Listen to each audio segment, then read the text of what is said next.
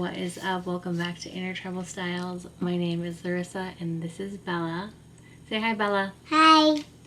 So Bella wanted to join me today. So basically I was beading this and she was in the background learning how to thread beads with a needle and a thread, and she's only 6. You did a pretty good job. And look, this bag is 6, see? Awesome. Okay, so go over there. Okay, so for today's video, basically it's just a tutorial on how to do a Native American applique beadwork. So this is my final example. So this is not a Native American beaded earring tutorial. So I'm not going to be like connecting the beadwork and like doing the edging and the hook and all of that. This video is for beginners who are learning how to bead and just want to learn how to do applique beadwork. So if you are interested in that, just keep on watching. So I already threaded my needle and I tied a knot at the end of the thread, and I glued my gem piece down and I already let it dry. And you basically need about an arm's length worth of thread on your needle. And as you can see here, I poked my needle from the back to the front. And then you start to string on your beads. I like to use 6 beads at a time. Some people might like to use 9 or 8 or 7. I've even seen some people use 12 or even 4. I like to use 6 just because it is a pretty good number and the beads don't bunch. And basically what you do is you pull your beads all the way to the end, and then you hold your beads down and you poke your needle down from the front to the back. And as you can see, I leave a little bit of space. I don't poke the needle directly next to that bead. I give about a bead space worth. And the reason for that is because it avoids your beads from bunching up, aka buckling. And I'm going to actually show you 2 ways of beading. So basically, the first method is to go through the first set of 3 beads. So you stick your needle through the middle of the beads, as you can see here, and then you go through that first set, and then you poke your needle down from the front to the back.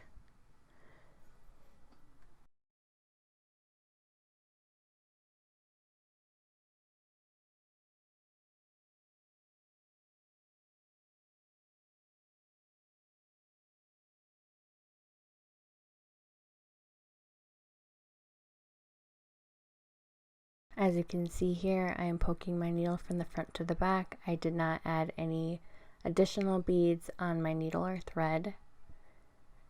And then I pull my needle all the way through. And then what you do is you poke your needle from the back to the front. And again, you go in the middle of those 6 beads.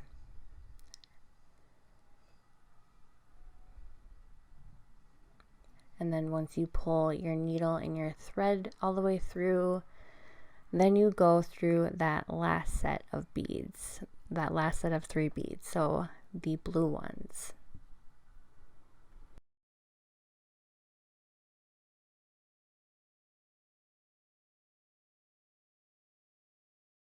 So my preferred method is to actually just go through the last set.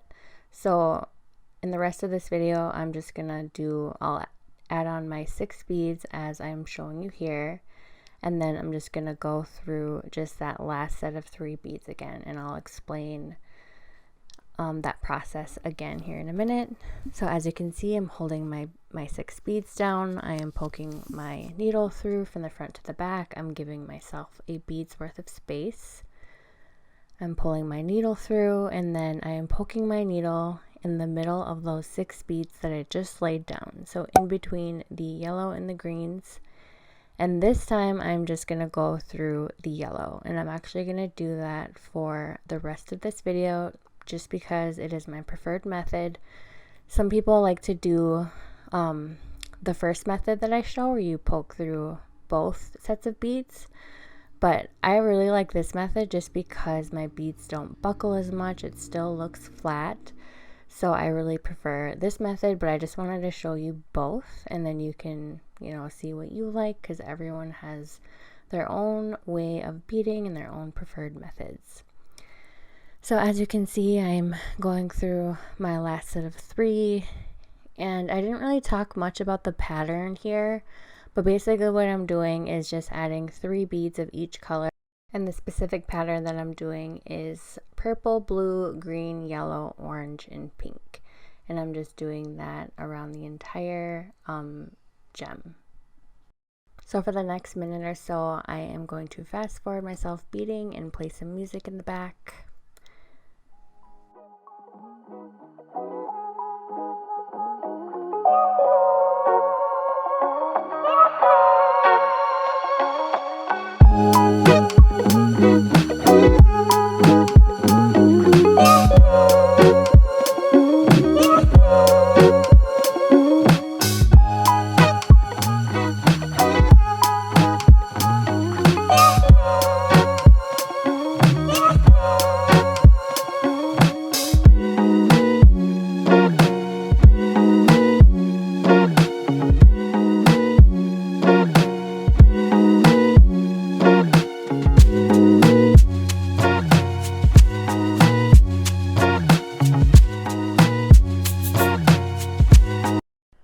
I wanted to show you how I finish off a row of beads. So I do my usual 6, and as you can see here, there's probably enough space for about 8 to 9 more beads, but I'm still going to do my usual 6.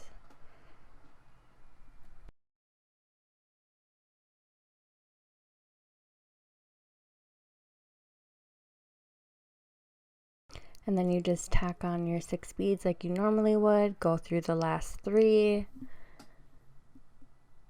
and then you kind of estimate how many beads you need to finish off with, and I estimated that I needed 3. But before I tack down, what I'm going to do is pull the beads all the way down and see if that is enough or if it's too much.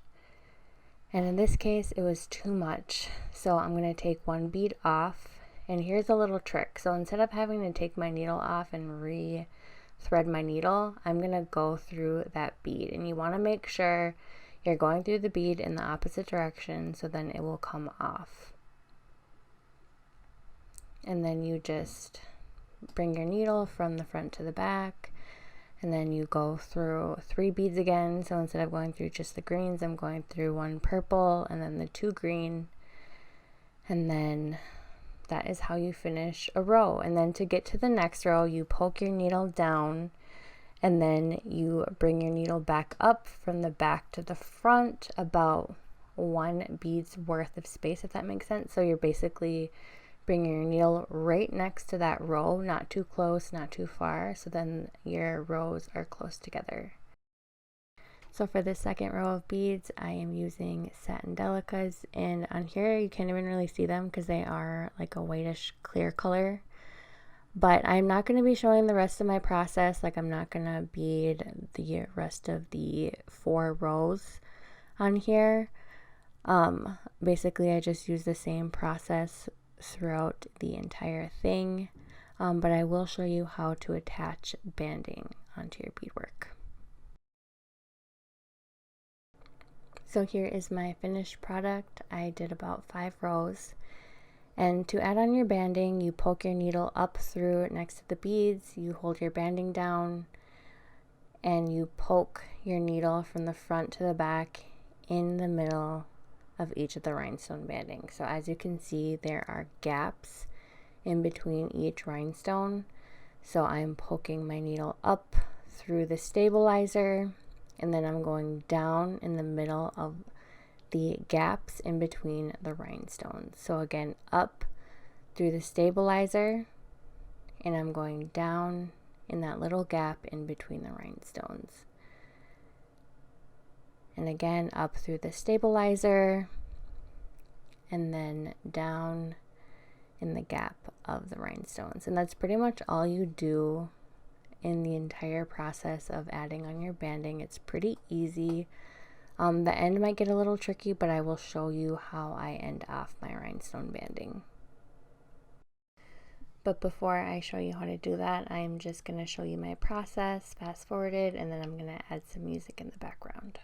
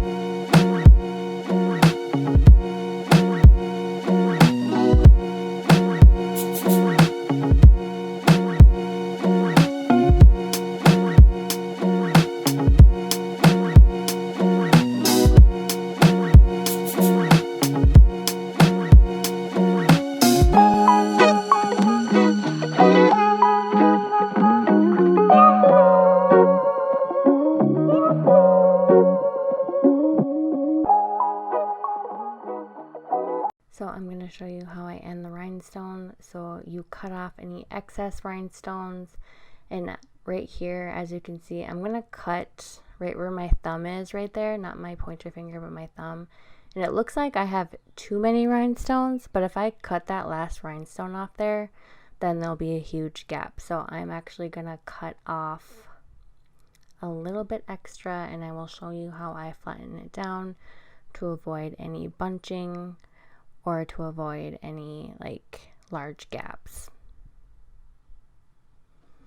So I have about 4 little like slots left to sew my rhinestone banding in, and usually I do it like right next to each other. You know, each rhinestone banding I go in between each gap. But for this, I'm going to end it by going through that last gap right away.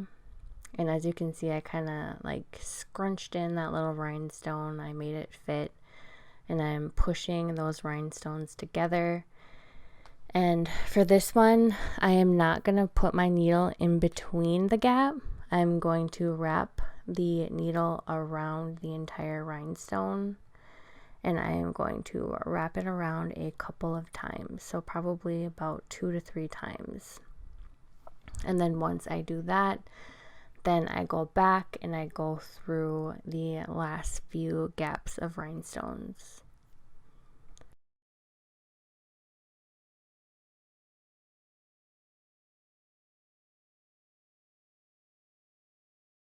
So now I'm just going through the last few gaps of rhinestones.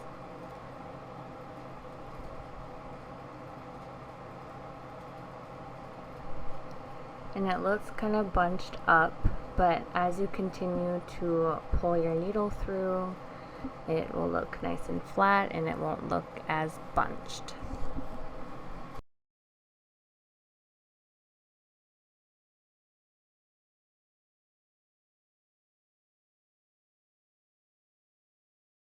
So as you can see here, it still looks super bunchy.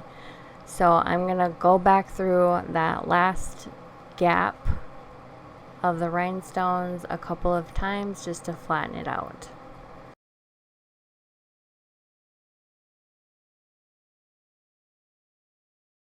And one key thing of flattening out your rhinestones is making sure you're holding them down in place as you go through each rhinestone, and that will make them look nice and flat. So as you can see, that is a huge difference.